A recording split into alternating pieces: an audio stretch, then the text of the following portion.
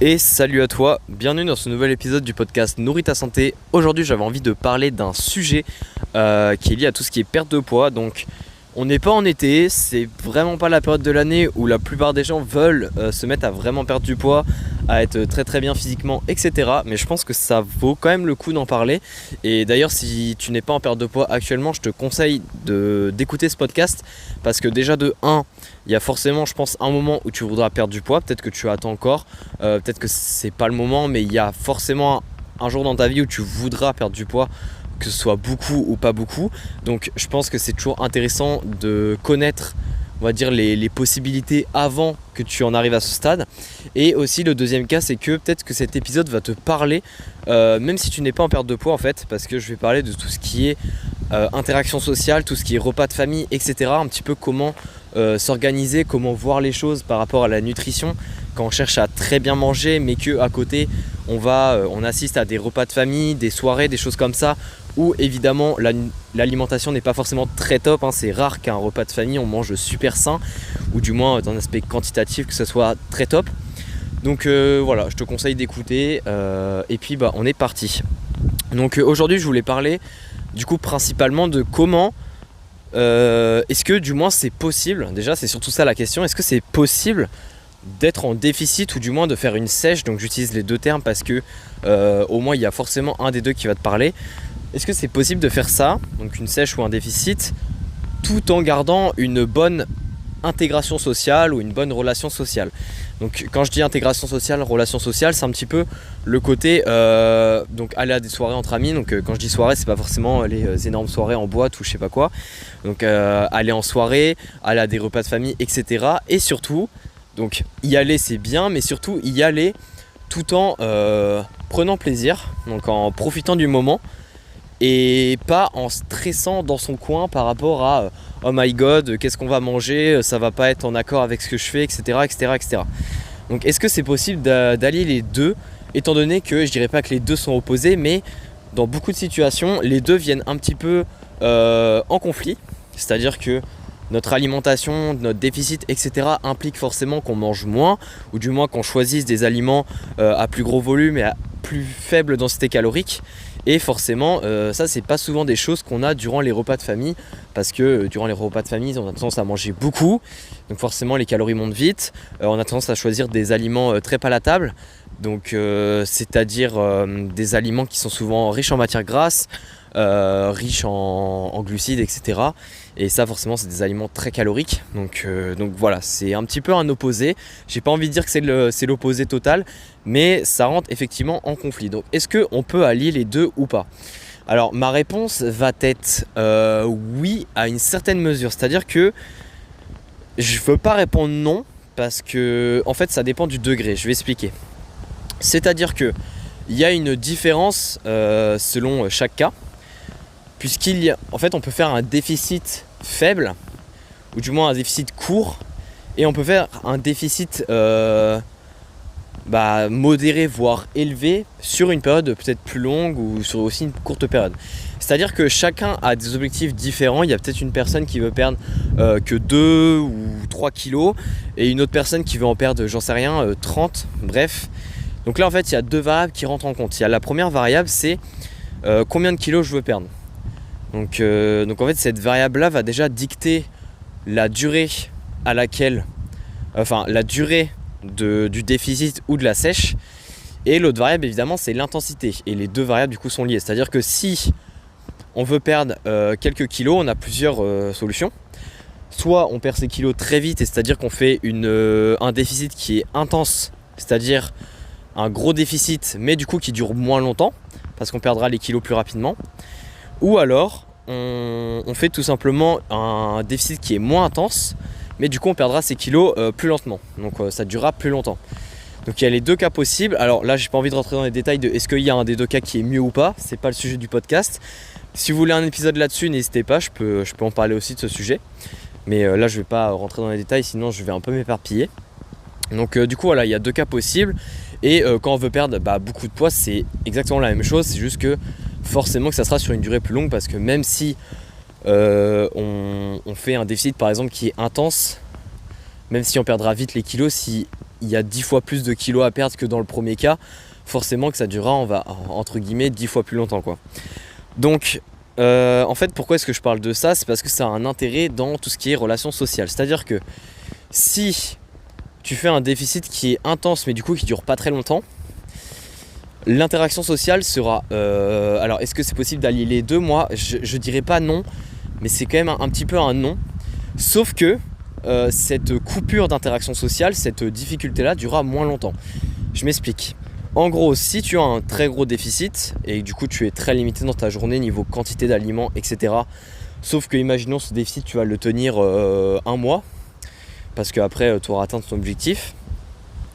Et bien en fait pendant un mois, certes ça sera très compliqué socialement, sauf si tu t'organises vraiment très bien. C'est-à-dire que si, vu que tu es très limité niveau calories dans la journée, si tu vas on va dire à un repas de famille, bah bam, là tu perds tous tes efforts des derniers jours parce que tu as tellement eu un surplus qui est élevé que ta semaine on va dire n'a servi à rien. Donc il y a deux solutions possibles, soit, enfin trois même. Il y a la première qui est assez radicale, tu ne vas pas au repas de famille parce que c'est pas le moment, tu es focus sur tes objectifs, etc. Tu fais comprendre la chose. Le deuxième cas, c'est tu y vas et sauf que tu adaptes, c'est-à-dire que soit tu manges moins, tu manges beaucoup moins, tu manges pas vraiment à ta faim parce que voilà, ce sont des aliments plaisir, sauf que toi tu sais que tu dois pas trop manger, donc tu manges moins de façon à un petit peu limiter la casse en quelque sorte. Et le troisième cas, c'est d'y aller, de manger on va dire normalement, sauf que évidemment là tu vas être en un très gros surplus et ça va faire que on va dire tu auras gâché 1 ou 2 semaines d'effort. Donc dans ce cas-ci, c'est sûr que du coup tes résultats tu les auras plus en un mois, mais en 1 mois et demi voire 2 mois si tu fais plusieurs repas. Donc en fait ici c'est pas le monde des bisounours. Je vais pas dire que tu peux aller à des repas de famille, que ça va avoir aucun impact etc sur ton déficit. Si tu fais un déficit qui est fort, oui, tout ce qui est interaction sociale, soirée etc, ça sera très compliqué pendant que tu y seras. Par contre, l'avantage de faire un déficit fort, encore une fois, c'est que la durée est moins longue pour atteindre l'objectif que par rapport à si tu avais fait un déficit qui est très bas, mais du coup qui demande plus de temps pour perdre le même poids. Et du coup ça va faire que tu vas on va dire te priver des sorties, ou du moins tu vas te limiter aux sorties durant une période qui sera plus courte que si tu avais décidé de faire un déficit faible. Alors qu'un déficit faible, encore une fois, donc je vais pas dire qu'il y a un des deux qui est meilleur, mais en fait c'est vraiment selon ta perception des choses, et c'est pour ça que je détaille bien. C'est pour que tu puisses un petit peu voir du coup au final quelle est la meilleure méthode pour toi par rapport à ta relation avec les interactions sociales. C'est que le déficit, si tu as un déficit faible mais du coup ça dure plus longtemps, eh bien tu vas être on va dire moins limité dans les soirées parce que tu auras une plus grosse marge de calories.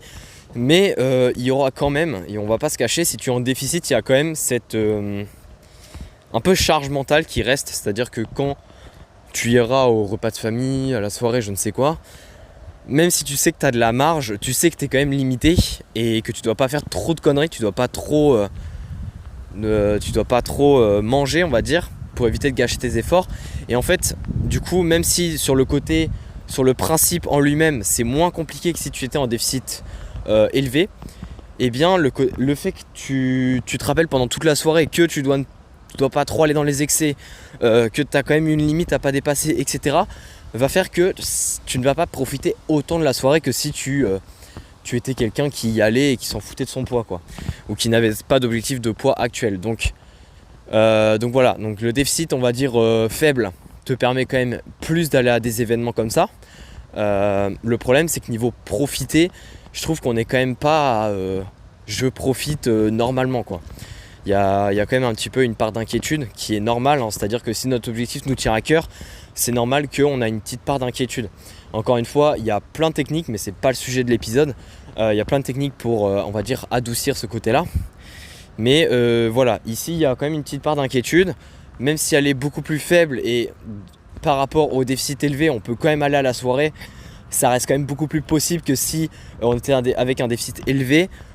Il faut savoir quand même que ce déficit qui est faible, du coup, va durer plus longtemps. Et ça veut dire que cette période où on va assister à des soirées, des événements, etc., mais on aura une part d'inquiétude, va être sur une plus longue période. C'est-à-dire que là, au lieu d'1 mois, comme le premier cas, un déficit élevé, peut-être que là on va être sur 3 voire 4 mois. Ça dépend encore une fois de ce qu'on appelle déficit élevé, déficit faible, etc.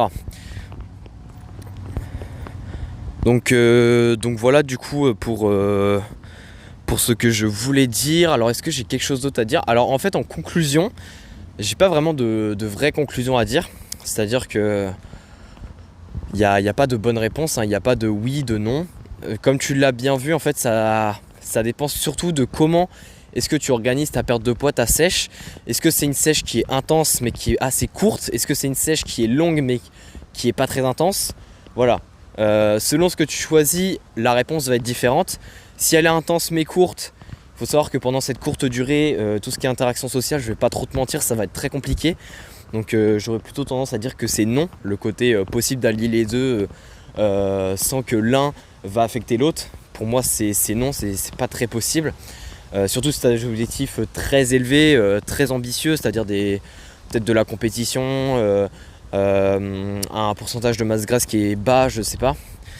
Par contre, si le déficit est faible, donc c'est-à-dire une sèche qui est sur plus longue durée mais qui est moins intense, là effectivement, pour moi, allier les deux, c'est possible.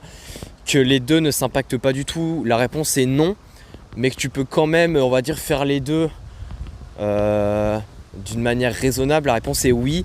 Après voilà, comme je te l'ai dit, pour moi, si tu es en déficit et que tu assistes à des soirées comme ça, je pense pas que la plupart des gens vont pouvoir profiter normalement parce qu'elles vont s'inquiéter pour leur objectif, ce qui est encore une fois normal. Après c'est pas toutes les personnes, il y a des personnes qui arrivent vraiment à faire abstraction et tout en restant modéré, tout en restant raisonnable au niveau de l'apport calorique par exemple. Donc voilà, après ça dépend un petit peu de chacun, mais j'avais envie d'en parler. Je pense que cette petite pensée, rappeler un peu la variable temporelle, la variable un peu d'intensité d'un déficit, ça fait pas de mal. Ça permet aussi de voir si la méthode que tu utilises actuellement te convient ou pas. Donc voilà, bah écoute, si l'épisode t'a plu, n'hésite pas à laisser une note selon la plateforme où tu es. Également à m'envoyer un message si tu as des questions, faut surtout pas hésiter.